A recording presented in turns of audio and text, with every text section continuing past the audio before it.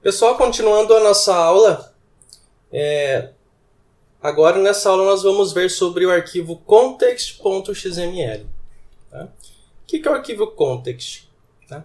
É um arquivo de contexto que vai ser lido a hora que o servidor fizer o deploy, ou no caso deploy, né, quer dizer que ele estiver subindo, ele vai subir a aplicação.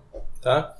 Então ele vai ler esse arquivo de contexto e nele a gente vai configurar vários parâmetros do banco de dados, conexão, senha, URL e assim por diante. Tá? O arquivo de contexto, você tem na documentação oficial também, aqui tem um caminho, ó, config context do Apache, tá? Onde você tem toda a documentação. Eu vou estar anexando também no curso para vocês lerem e se aprofundarem um pouco mais. Tá? No caso, nós vamos criar um arquivo chamado context.xml. Tá? O que ele vai ser lido, ele é um padrão de desenvolvimento e o servidor, a hora que estiver subindo a aplicação, ele vai ler esse arquivo e vai startar o projeto de acordo com as configurações. Tá? Então vamos lá criar ele. Vamos aqui criar. O padrão dele é dentro do meta-inf. O interessante é que a gente não vai ter que apontar esse context em lugar nenhum. Tá? Como é um padrão de desenvolvimento, o servidor sabe que se tiver um context.xml aqui dentro, ele vai ter que fazer alguma coisa, ele vai ler. Né? Então, a gente pode criar aqui um arquivo de texto, no caso. Criar aqui um arquivo de texto. Tá? No Eclipse, você cria um arquivo de texto, você tem que fazer alguma coisa aqui, ó, escrever alguma coisa dentro, e depois dar um Ctrl S para você poder salvar. Aí, quando ele pede para salvar, você indica onde que é para salvar. Tá? Então, o nosso arquivo que a gente vai criar vai ser o context.xml. Não pode escrever o nome errado, tá, pessoal? Se escrever o servidor, o Tomcat, o Apache, ele não vai encontrar, ele não vai saber ler o arquivo de configuração. Tá? Então, vamos aqui criar. Vamos apagar isso daqui. Lembrando que quando a gente cria, a gente fecha o arquivo e abre para ele ser reconhecido realmente como um XML. Tá? Então vamos lá, a primeira coisa que a gente tem para fazer em um arquivo XML é declarar aqui a versão dele. Vamos escrever aqui version. Tá? Por padrão aqui é sempre a 1.0.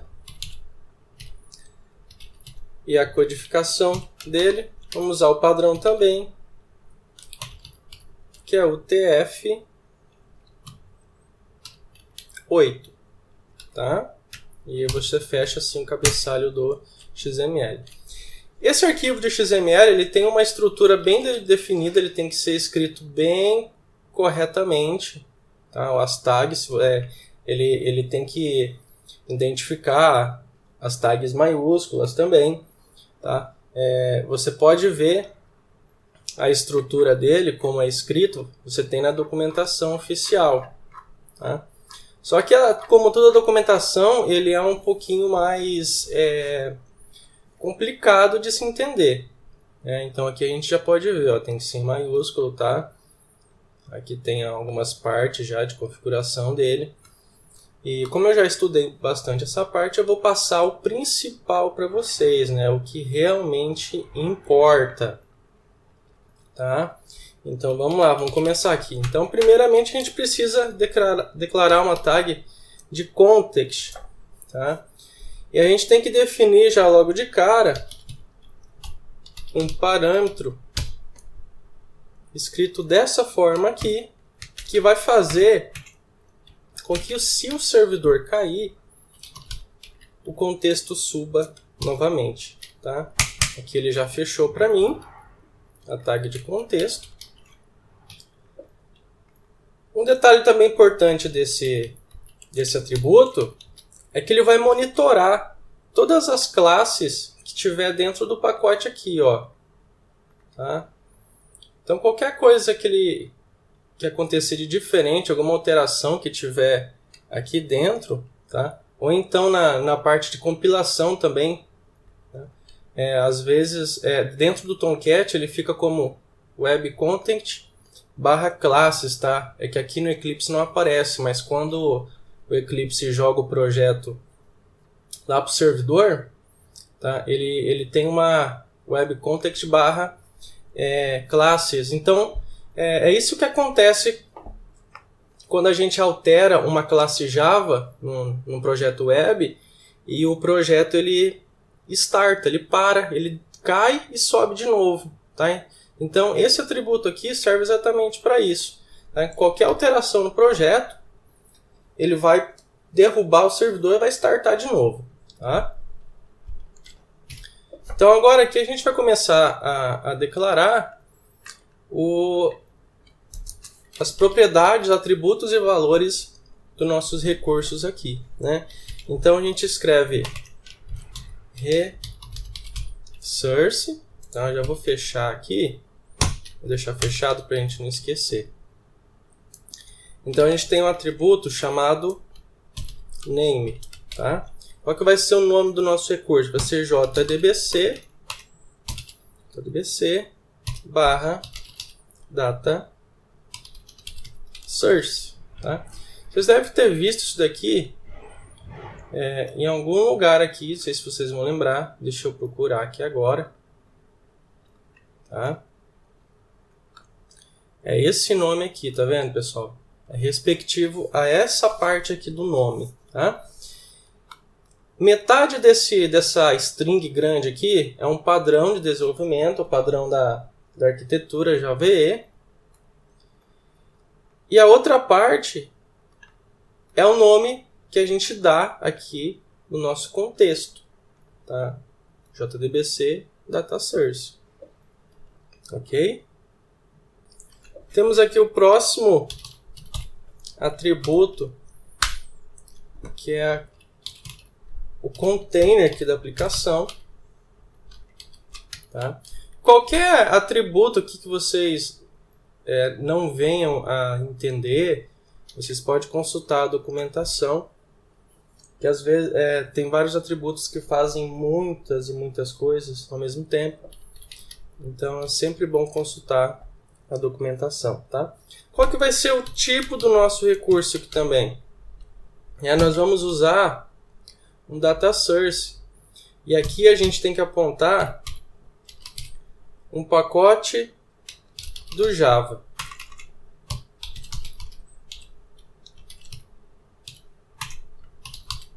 Tá? javax.sql.datasource. Tá? Esse vai ser o tipo do nosso recurso. Temos também aqui, ó, default auto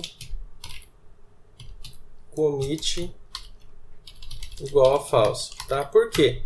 Eu não quero que o meu recurso commite as transações que forem feitas no banco de dados. Eu não quero que ele faça isso. Tá? Eu vou definir quando as transações devem ser comitadas no banco de dados. Outro atributo também, nós temos aqui o max active igual a 50. O valor padrão desse atributo é 100. Tá? E o que ele faz? A hora que esse projeto subir, essa propriedade aqui, esse atributo, diz quantas transações ativas irão estar disponíveis para o nosso projeto. Tá? O padrão dele é 100 e eu estou colocando aqui 50. Tá? Outro parâmetro aqui também. Tá? Esse daqui define o tanto de conexões ativas, tá?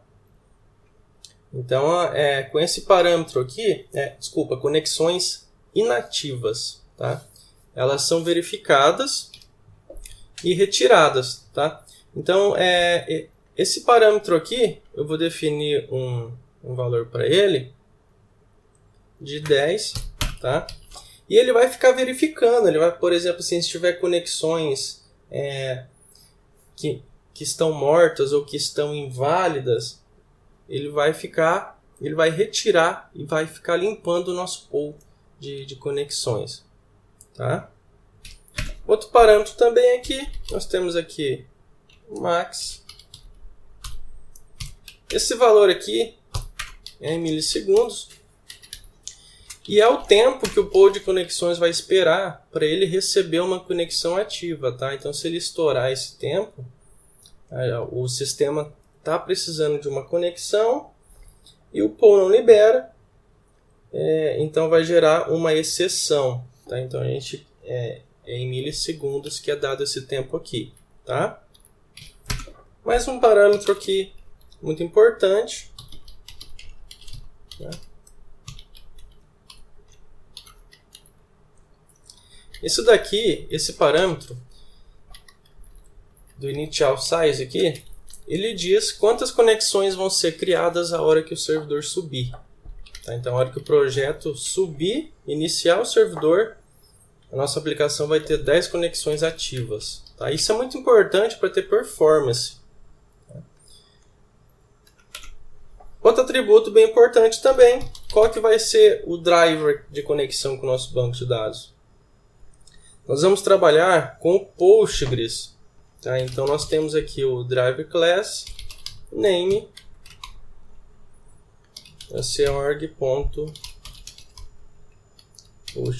PostgreSQL.driver. Tá? Aqui você pode conferir também se você digitou certo os pacotes, segurando o Ctrl e parando o mouse em cima. Ó. Então, ele tem que formar um link. Tá? Outro parâmetro bem legal também, ó, é o validation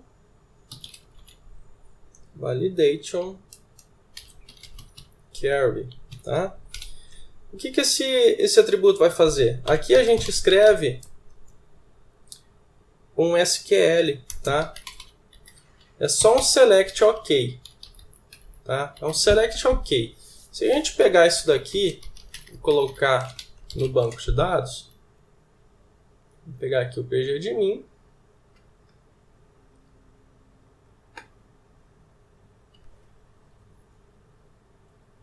Vou abrir aqui ele. Eu vou pegar aqui qualquer banco de dados. Tá? Eu vou pegar qualquer um mesmo e vou executar ele. Vou dar um F5. Ó, tá vendo?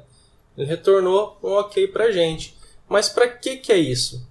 É para nossa aplicação testar se realmente a conexão com o banco ela é efetiva. Tá?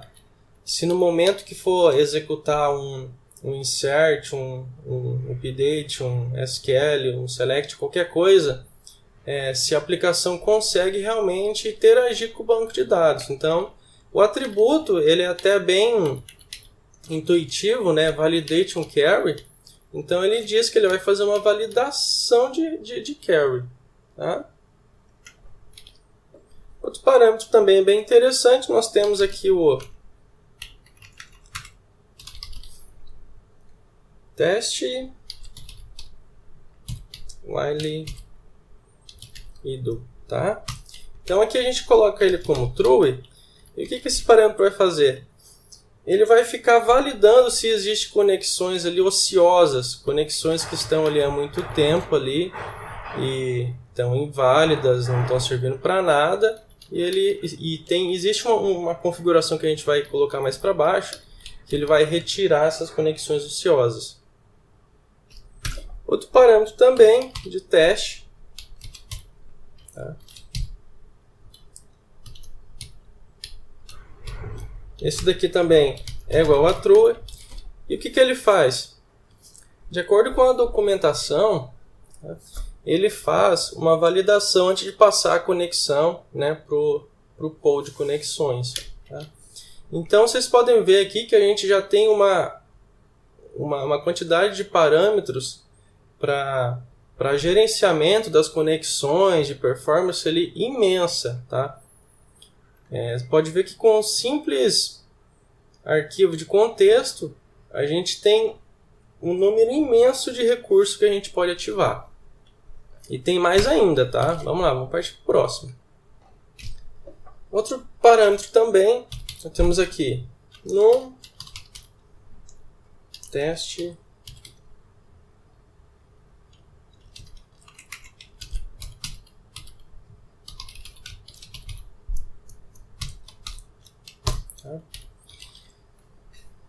esse parâmetro aqui, ó, num teste per eviction run, tá? Alguns é bem difícil falar até, né, pessoal? O que ele faz? Ele determina o número de conexões ali a serem validadas por aquele parâmetro que valida as conexões ociosas, tá? Então, a cada validação ele vai validar 5 conexões para ver se está ociosa ou não. Outro parâmetro também nós temos aqui o tempo. Tá? Quanto tempo ele vai demorar para fazer uma nova validação do parâmetro acima? Tá? Então nós vamos escrever aqui, vamos dar um tempo para ele.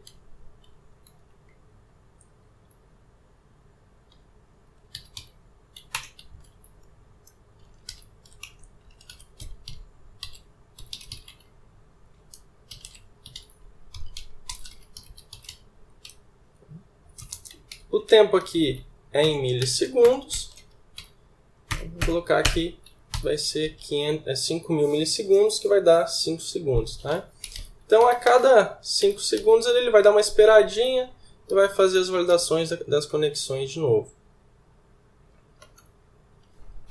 Agora, um parâmetro que determina o quanto de tempo que uma conexão ali ela pode ficar inativa. Tá?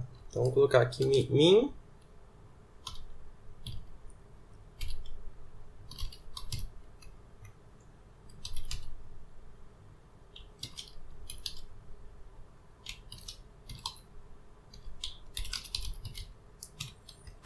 Então, esse daqui é o padrão dele. Né? São 60 segundos aqui, 1 minuto, não é verdade? Então, quanto tempo que uma conexão pode lá ficar dormindo lá sem fazer nada? Tá? À espera de alguma coisa ser feita no sistema para utilizar ela. Tá? Outro parâmetro aqui, se quiser fazer um bloqueio, tá? dos arquivos jar da aplicação. Tá? Eu vou colocar como false aqui para a gente evitar qualquer problema aqui da gente usar as nossas bibliotecas, nossos jars, né? Porque já que a gente tem muito jar, a gente tem quase 100 bibliotecas aqui. Então vou colocar como false para o carregador de classes Tomcat não fazer nenhum bloqueio de biblioteca para a gente, tá? Outro recurso também que trabalha junto, tá?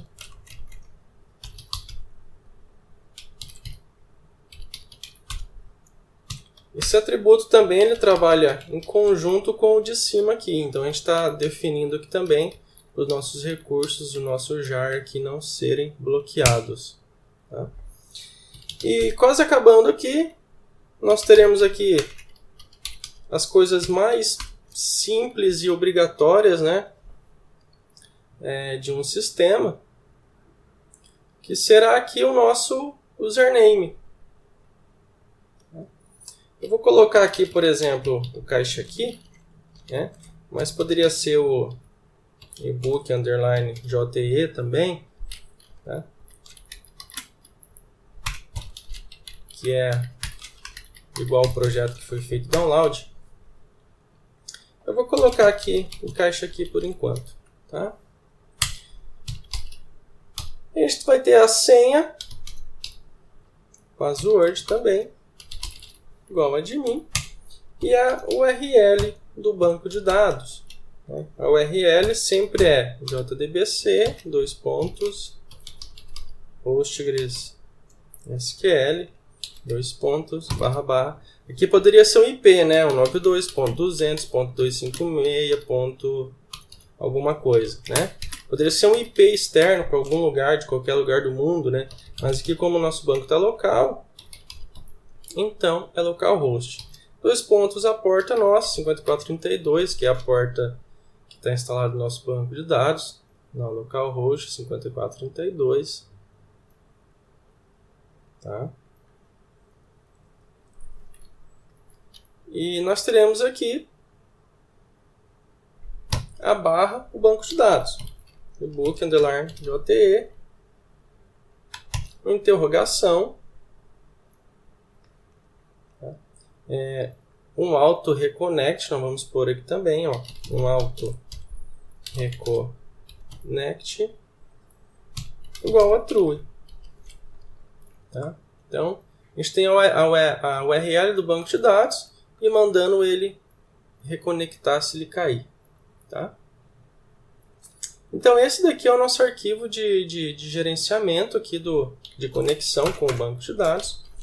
Então, vocês podem ver que em um arquivo a gente consegue definir muita configuração mesmo. Tá? São muitas configurações de gerenciamento de recursos para o banco de dados. Então, a parte do contexto XML é essa. Eu vou anexar, nessa aula também, eu vou anexar vários links da documentação oficial para vocês lerem e se você tiver alguma dúvida, eu vou colocar os links oficiais para vocês. Tá? Eu coloquei aqui, ó, a descrição. Tá? Esse arquivo do context.xml ele está sendo lido por essa classe aqui. Tá? Mas essa classe aqui já é parte do Tomcat, tá? A gente não tem ela dentro do nosso projeto aqui, é a parte do servidor Tomcat, que é a parte Tomcat que a gente está usando. Então, ele sabe que tem que ler esse arquivo. E eu vou colocar aqui também, coloquei aqui também o link oficial, documentação oficial para vocês terem um pouco mais de informação, tá? Então, essa aula seria isso e vamos partir para a próxima.